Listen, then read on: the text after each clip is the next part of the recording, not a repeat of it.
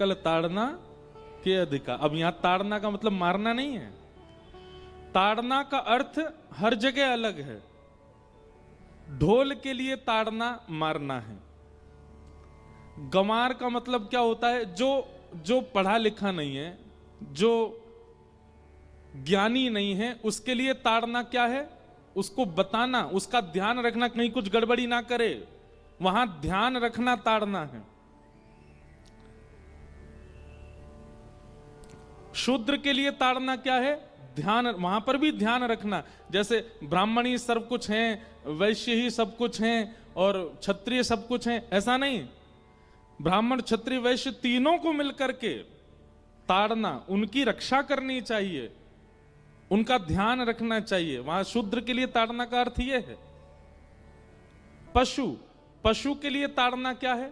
ताड़ना मतलब चिल्लाना, चीखना, कहीं कोई गड़बड़ी ना करे। अब कहीं कुत्ते घुसाते हैं तो लोग चिल्लाते हैं ना, उस पर हल्ला करते हैं, तो वो ताड़ना कहलाता है।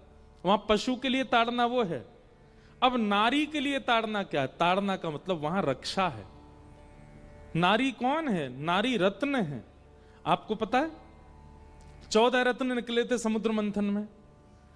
14 रत्नों में एक रत्न था लक्ष्मी। कौन थी?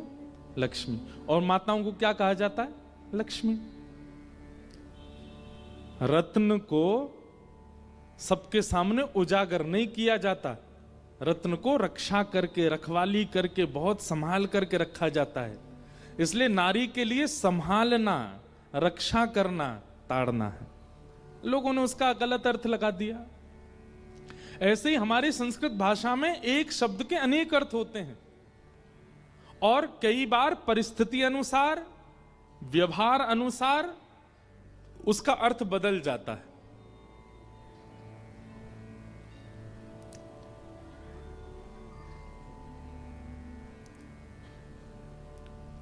अब एक श्लोक है, अब आप लोगों को समझ आ जाए तो अच्छा है।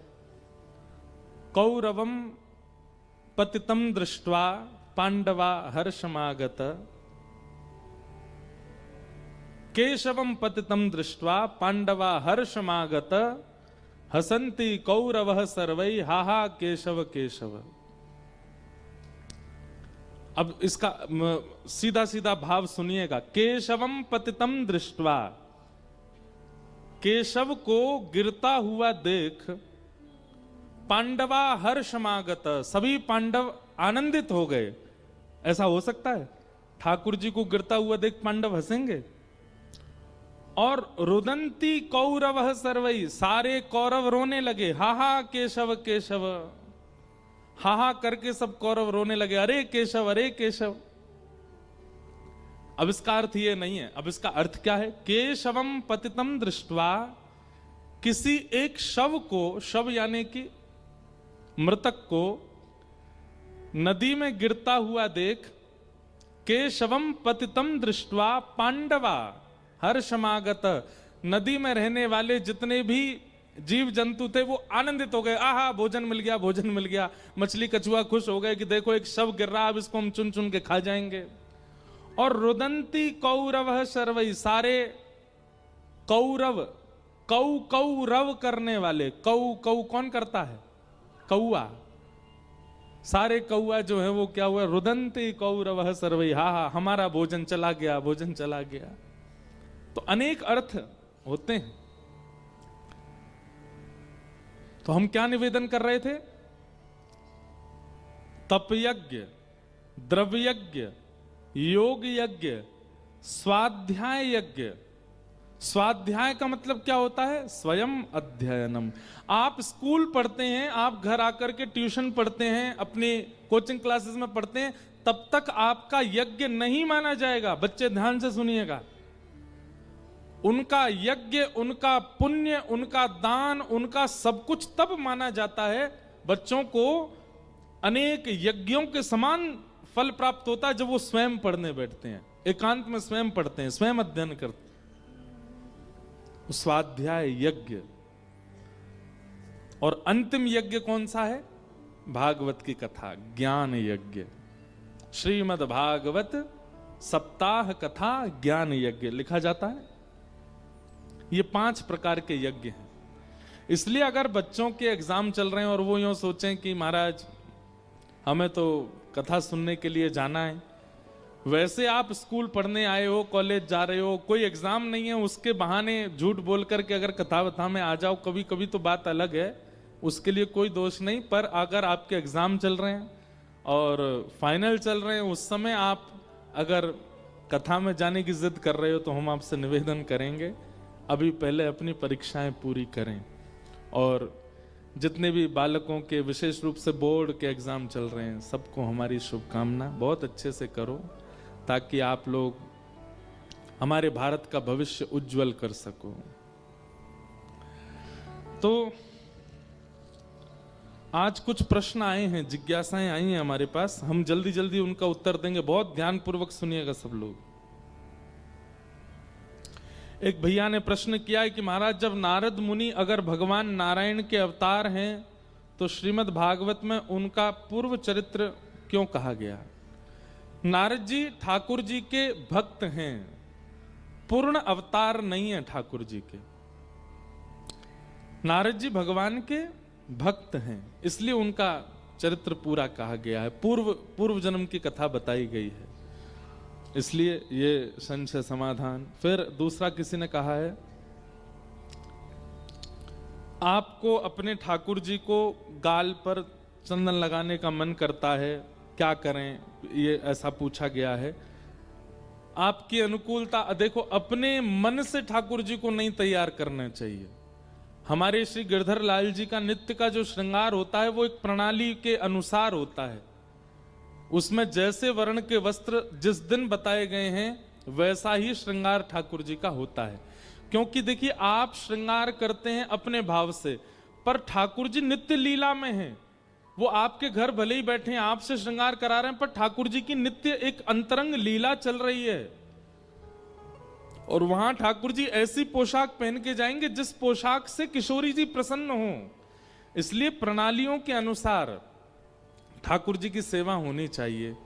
आपका मन है कि गाल पर चंदन लगा दें ठाकुर जी को, कभी कभी की बात अलग है, पर देखिए चंदन सूख जाता है, सूख करके वो ठाकुर जी के मुख पर गिरता होगा, अब ठाकुर जी तो कुछ कहेंगे नहीं, तो इसलिए चंदन अगर गाल पे लगा भी देते हैं तो थोड़ी देर बाद इत्र लेकर के किसी सुंदर वस्त्र में फिर उनको स्वच्छ कर दिया करें।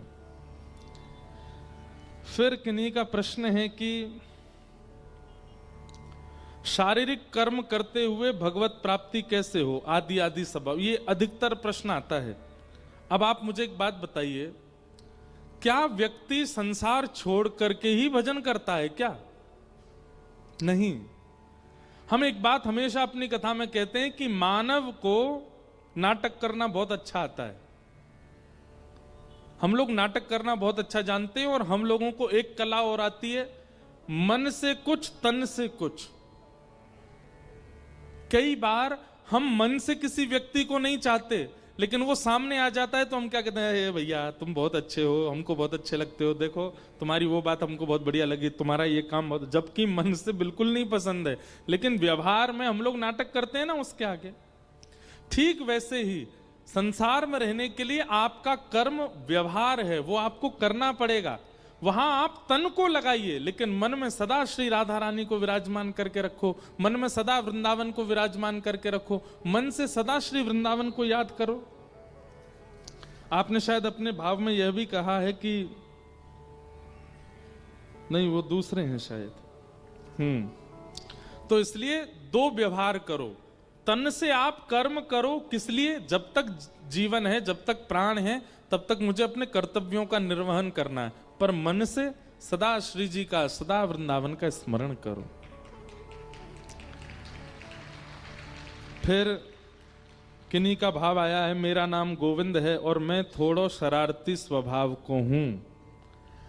अब यहाँ कॉलेज के सखान के संग जब मस्ती करूं तो वे मोए गारी दे में। बढ़िया ब्रजभाषा लिखी है भैया तुमने। हंसी में ही पर कहूं उन पे नामापराध तो ना बन जाएगा। नहीं, मित्र अगर कभी हंसी मजाक करते हैं, और करना ही चाहिए, मित्रता ऐसी थोड़ी है कि महाराज वहां पे भी फॉर्मेलिटी, ए भाई मैं तुझसे जब मिलता हूं तो सुबह मिलकर के गुड मॉर्निंग बोला करो मुझे, ये मित्रता होती है क्या? मित्रता में ऐसा होता है क्या? अरे भाई मैं आता हूं तो तुम भी हाथ जोड़ा करो, मैं भी हाथ जोड़ा करूं, फिर विधिवत दोनों बैठा करेंगे, मेरी थाली में से तुम मत खाना, तुम्हारी में से मैं नहीं। ये कोई मित्रता है?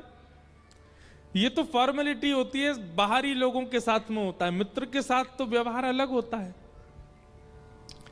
तो मित्रता में अगर कभी कभी, लेकिन मित्रों को एक बात कह देना कि गाली ना दिया करें। गाली देना अच्छी बात नहीं है।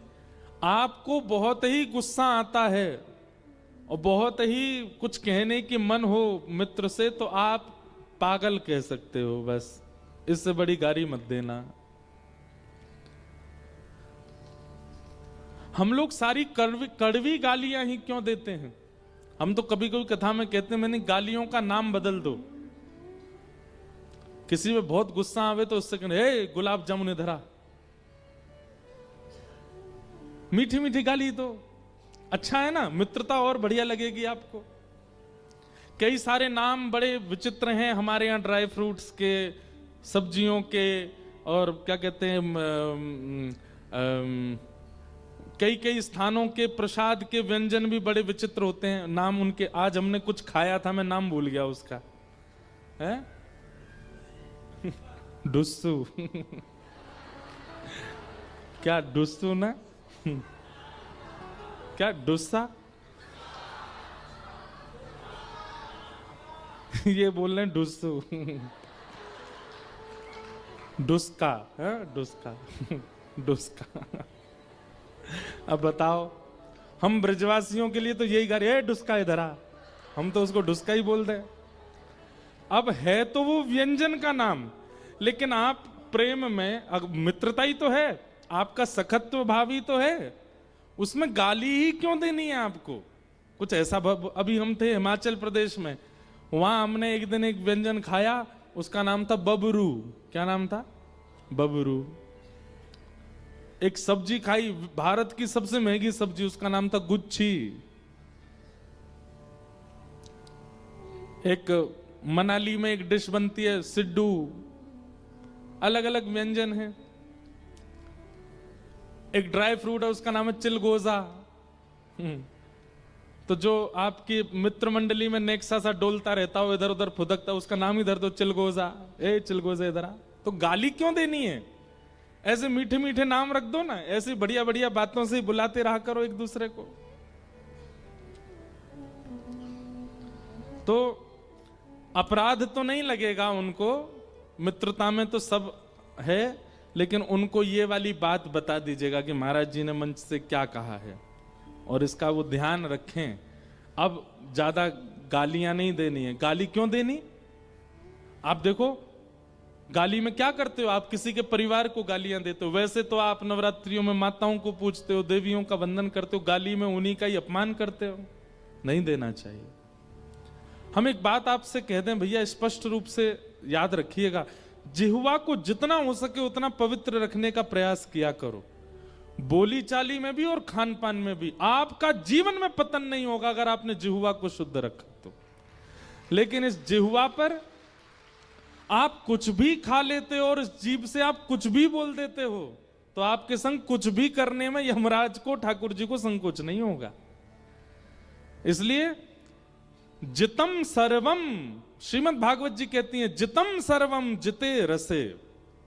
आप अपनी रसना को जीत लीजिए, आप सबको जीत लोगे। हमारी ये बात मान लीजिए। इस कथा के बाद से जिन जिन भाइयों के मुख पे जो है कभी कभी जो है गालियां विराज जाती हैं, उनसे हमारा निवेदन है कि इस कथा से आप यही प्रण लीजिए कि अब हम नहीं देंगे। ये बात बात पर जो हमारे मुख से अपशब्द निकलता, अब नहीं बोलेंगे हम। और ऐसे नहीं कि आपने सोच लिया अब नहीं बोलेंगे, आपको इसके पीछे एक दंड भी रखना पड़ेगा अपने। अगर मैंने बोला तो मैं ये नहीं करूंगा, हम तो यही कहेंगे आपसे। आप रख लीजिए, अगर मैंने आज पूरे दिन में गाली दी तो जब गाली दूं उसके अगला भोजन, रात्रि का भोजन नहीं करूंगा। फिर मैं पत्नी को मैसेज कर देना घर पे, आज हमने गाली निकल गई मुख से, भोजन नहीं करेंगे रात में। ऐसे दंड देंगे तो ही सुधरोगे। जिह्वा पर कभी भी अपशब्द मत लाइए और असद वस्तु मत लाइए।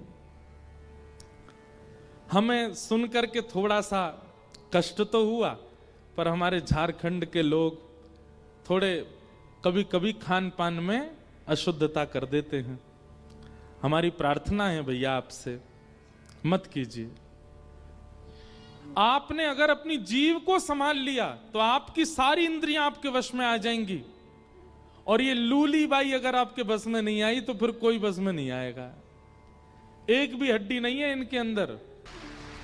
कहां तक कहें महाराज, आपका 80 वर्ष का, 90 वर्ष का, 100 वर्ष का पूरा जीवन बिगाड़ने और संवारने की सामर्थ्य रखती है लूली बाई। इसलिए इनको संभाल लीजिए।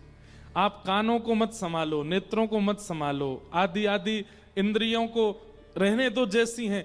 इस पर काम करना शुरू कर दो। इस पर काम करना प्रारंभ किया, सब अपने आप वश में होता चला जाएगा।